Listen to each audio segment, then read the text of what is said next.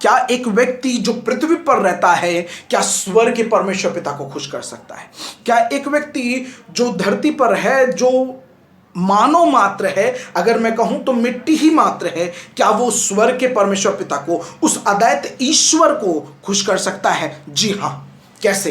प्रार्थना करके, परमेश्वर पिता के साथ संगति करके, उसे प्यार करके, उसका आदर करके। मैं एक बात बताऊं जो परमेश्वर पिता ने कल मुझे बोली, मैं आपसे बोलना चाहता हूं।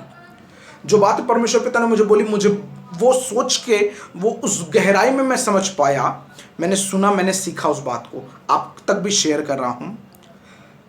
हर प्रार्थना करने वाला व्यक्ति जरूरी नहीं है कि परमेश्वर पिता से प्यार करता हो, खुदा से प्यार करता हो। हर दुआ करने वाला व्यक्ति जरूरी नहीं है खुदा से प्यार करता हो, लेकिन हर खुदा से प्यार करने वाला व्यक्ति जरूरी है कि दुआ करता होगा। परमेश्वर पिता से प्यार करने वाला व्यक्ति दुआ करता होगा, प्रार्थना करता होगा, वचन पढ़ता होगा, आज्ञाओं को मानता होगा। जैसे इसमें लिखा हुआ है, 6वें पद में लिखा हुआ है, मैं पढ़ रहा हूं, और विश्वास बिना उसे प्रसन्न करना अनहोना है, क्योंकि परमेश्वर पिता के पास आने वाले को विश्वास करना चाहिए कि वह है और अपने खोजने वाले को प्रतिफल देता है। ये बातें इसलिए बता रहे हैं, यदि आप परमेश्वर पिता से प्रेम नहीं करते, आप प्रार्थना नहीं कर पाएंगे, आप वचन नहीं पढ़ पाएंगे, और आप प्रार्थना करेंगे तो आपको बोझ जान पड़ेगा। आप 2 मिनट 3 मिनट, बहुत अधिक प्रार्थना करेंगे तो 5 मिनट 10 मिनट, इससे अधिक नहीं कर पाएंगे। लेकिन जब आप परमेश्वर पिता के प्रेम में होते हैं, आप उसकी संगति में होते हैं, तो आप रहते पृथ्वी पर हैं, लेकिन उसकी इच्छा पूरी करने के लिए आप उसके साथ रहते हैं। और जो कुछ स्वर्ग के पिता के हृदय में होता है, वो परमेश्वर पिता आपको बताता है। ये संगति के द्वारा होता है।